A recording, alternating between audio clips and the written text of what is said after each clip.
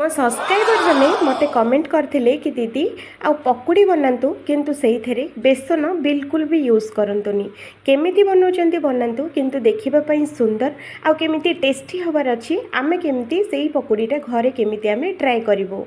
तो आज सेही भौणी पई आज मु नै आछि एमिति पकुड़ी जोटा कि एते टेस्टी आ एते बढ़िया बनिथिला से निहाती ए पकुड़ी बनेकी टेस्ट करके मते निहाती कमेंट करिवे। एई पकुड़ीटा बनैबा द्वारा आमको ये बेसन बोली बिल्कुल ये यूज होनी। ये रेसिपीटा मु 2 दिन भाभी सारा पर ये रेसिपी मु बनई आउ ये वीडियोटी मु आज अपलोड करुच्ची।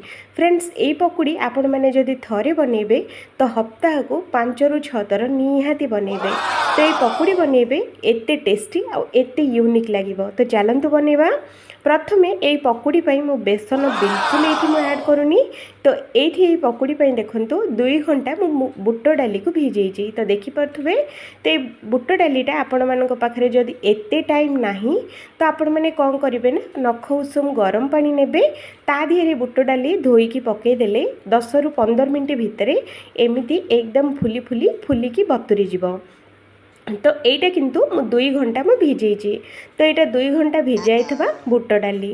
তো এইটি দেখন্তু মু 2টি পিয়াজ নউছি। তো দেখি পারথুবে পিয়াজर क्वांटिटी भी बेसी मु कम एठी ऐड करूची जो थरे कि मात्र 2टी पियाज मु एठी दउची। तो पियाज को एमिति लंबा आकार रे काटी नबा। तो देखंतु तापरे एकदम एमिति छोट छोट करके काटिबा।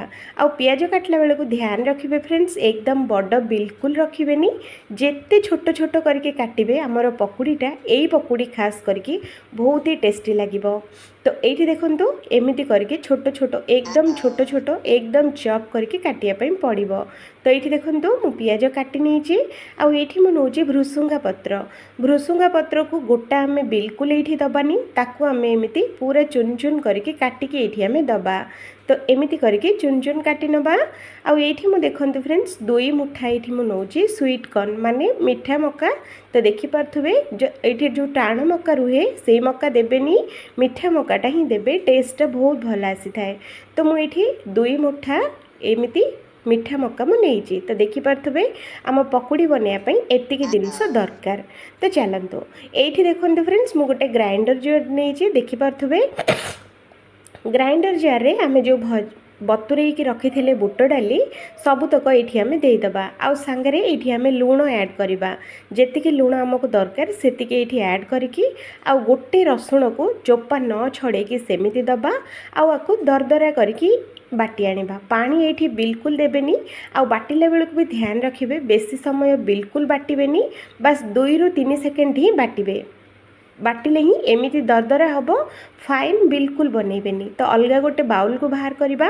आ एठी आमे दबा कंचा लंका अदार छेचा गोटे चामच कंचा लंका अदा को मिसेकी छेचिबे। आ एठी गोटे चामच देबे। आमे जो काटिकी रखी थिले हमर पियाज आ भृसुंगा पत्र से गुड़ा सबू एठी आमे दबा। सांगरे गोटे चुटकी हलदी गुंड दबा। आ गोटे चामच घरर गरम मसाला एठी आमे दबा। आ एतक दे सारा पर आपको भलरे मिसेबा। फ्रेंड्स एठी आ लुण बिल्कुल देबेनी जेतिकी देबे बाटिला बेलू जेतिकी दिया हिथिबो बस सेतिकी। जदि लुण हेई न थाए तो अल्प टिके नाकु देई परिबे।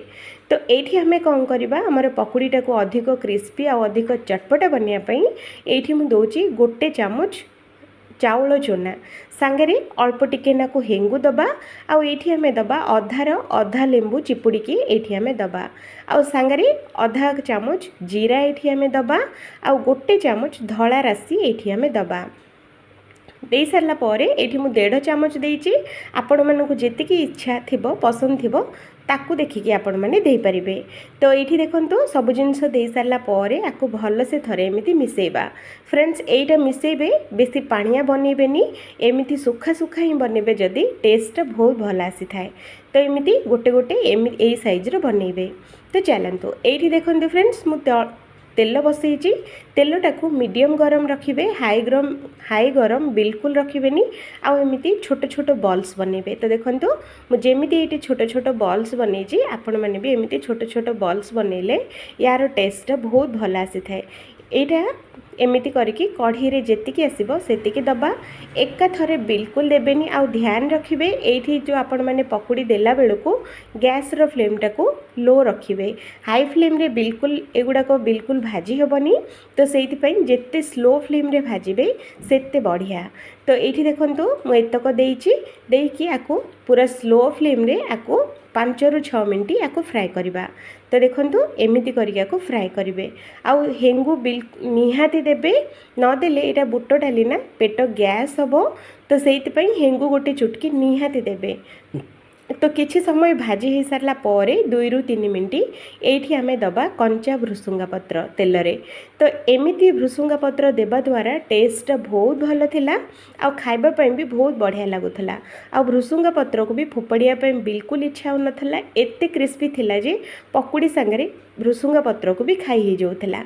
तो ये देखो केते सुंदर कलर आसी आ केते बढ़िया से भी भाजी होइछि देखिले ना। हाई फ्लेम रे बिल्कुल भाजबेनी ध्यान रखिए फ्रेंड्स जिते स्लो फ्लेम रे भाजबे सेते बढ़िया से भाजी हम। तो एमिति जेते बेले गोल्डन कलर आसी जिवो तो ये पकुड़ी सबतक आम बाहर कर नबा।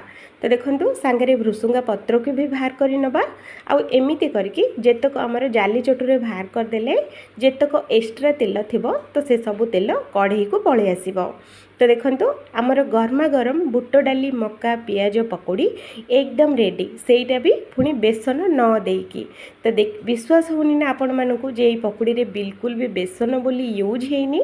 हाँ आज्ञा आपण माने तो देखिले जे बेसन ये बिल्कुल यूज हेनी तो भीतर पूरा सॉफ्ट सॉफ्ट रहिबो आउ बाहरटा पूरा क्रिस्पीनेस रहिबो एते टेस्टी लागिबो जे आपण मानकु एई पकोड़ीटा बहुत ही पसंद आसीबो।